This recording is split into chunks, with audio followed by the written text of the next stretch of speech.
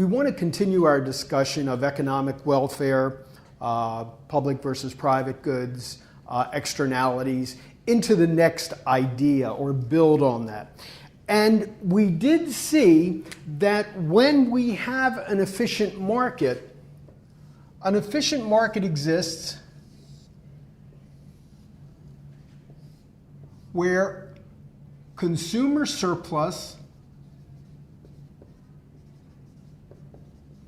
which is in the area of here, and producer surplus,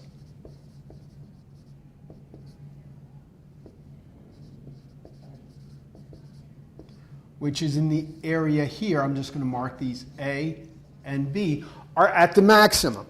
In this case, the consumers are getting the maximum amount of surplus that they should get. The producers are getting the maximum amount of surplus that they get. Therefore, we are pretty much guaranteed the best price and quantity to best benefit both buyer and seller. However, that is not always the case. In some cases, we have an under-allocation of resources.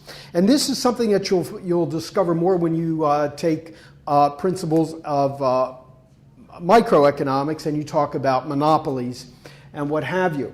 That when we have an under-allocation of resources, in other words, we're instead of producing QE at price E, we are producing something at a higher price and only, I'm just going to put price H and QL for quantity low. In other words, not enough of the good is being produced, and therefore consumer and producer surplus suffer because of that. Specifically, society suffers.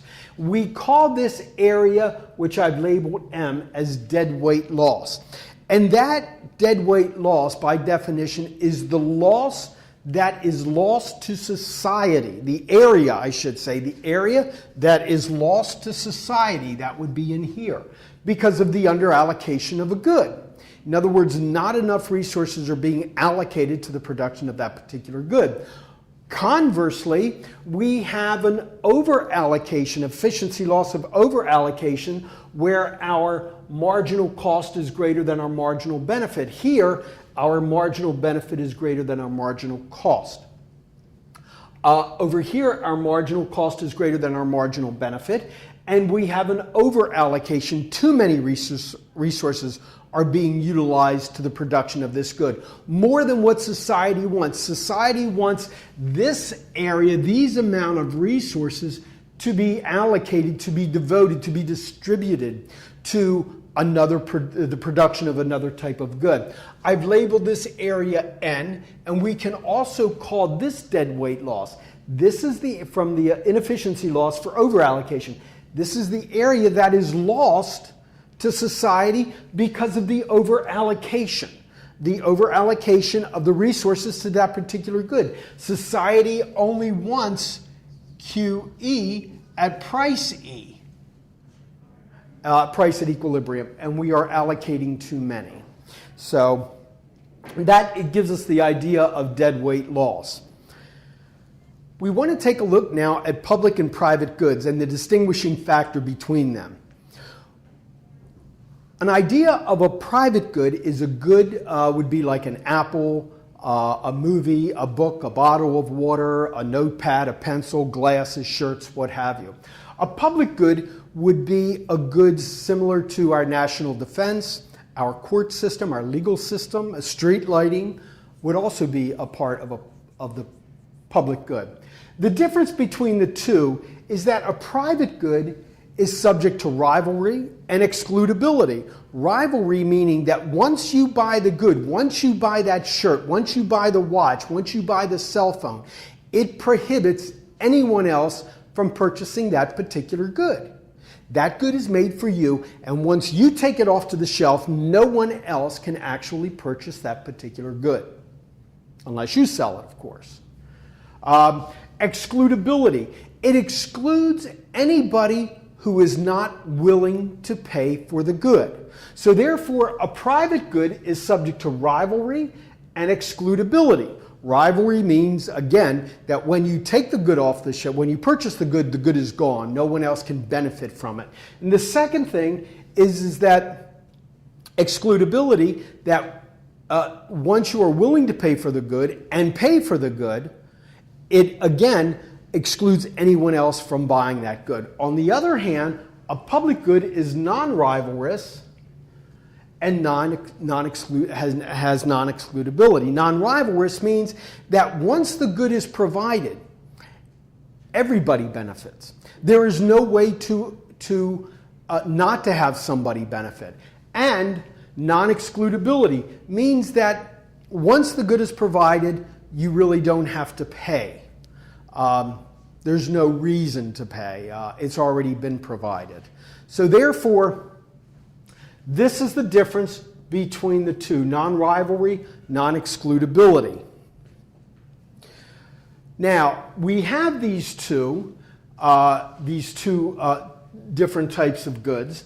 And when we talk about the demand for a private good, if you can go back to one of the earlier videos that we talked about, in the demand for a private good, we said that person 1 will buy 3 units of a good at $5. We said that person 2 will buy 1 unit of the good at $5, and therefore our market demand would be 4 units at $5. In this instance, we are adding up the amount of the good that people will buy for the private good. However, the demand for the public good is a little bit different. Here we are not adding up the units, but instead we are adding up the dollar amount that you're willing to pay. In other words, person 1 values the first unit of street lighting. I'm just using that as an example of the public good. The first unit of street lighting at $7. Person 2 only values the first unit of street lighting at $4. And therefore, the government, if you will provide the first unit of street lighting or whatever public good we're talking about. They will be able to provide that for $11. So a total of $11, you will get the first unit of street lighting, of national defense, of our legal system, or what have you. So the difference here is we add up the price amounts and not the unit amounts. And here we're adding up the units and not the price. So we already know the idea of the demand for private goods. But what is the optimal amount of public goods that should be purchased? Well, we have a little example up here. And the optimal amount of a public good that should be provided would be the amount that would equate our marginal benefit to our marginal cost, marginal extra benefit versus the extra cost. Let's assume we have a highway construction plan.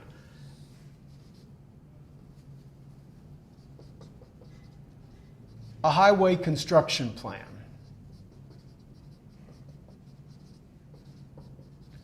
Here. And with no construction, there's no cost, there's no benefit. And let's assume our first option is to simply widen the road. Well, when we widen the road, we find out that our total cost is, these are in billions, $4 billion. So therefore, the marginal cost, which is the difference between these two, is actually $4 billion. But our total benefit is $5 billion, perhaps from decreased congestion or what have you. And therefore, our marginal benefit is 5 units, and therefore, we benefit from 1 unit. The second thing is that we are going to create a 2-lane highway instead of just widening our highway.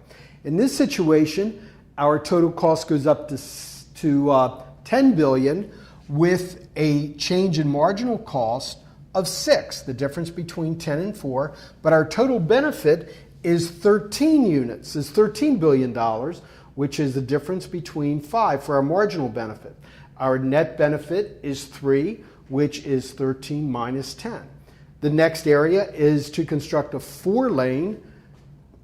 So our third proposal is to construct a 4-lane highway, which our total cost goes up to $18 billion for a marginal 8, which is simply the difference of these two. Our total benefit goes the whole way up to $23 billion. Our marginal benefit is simply the change between the 2, which is 10, and gives us a net benefit of 5, which is 23 minus 18. And then finally our 4th, which is our 6th lane, which is going to give us a cost of $20 billion. Our marginal cost is $2 billion. Our total benefit is 26, and our marginal benefit would be 3. And we have a negative 2 here that we're getting. So in any event, which one should we choose? We will choose the one where marginal benefit is greatly equal to marginal cost, which will be here. This also gives you an equality, but we can get more net benefit. So the optimal amount here is to choose the 4-lane highway with a net benefit of $5 billion. And we will then, in fact, choose option number 3. Again, if you have any questions, feel free to contact your instructor, and have a good day.